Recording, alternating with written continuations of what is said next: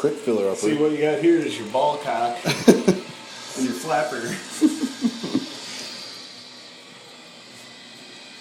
Flush it, see if it works. Oh, that's a quick filler upper. That's a lot of water. It's a 1.6 gallon. 1.6 gallon per flush. Yeah.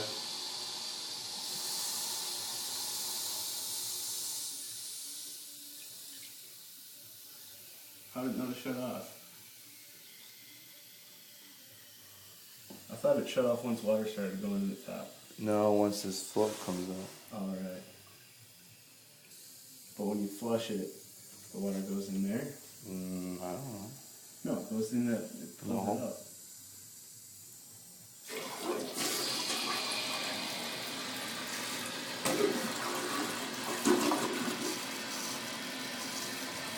Any leaks?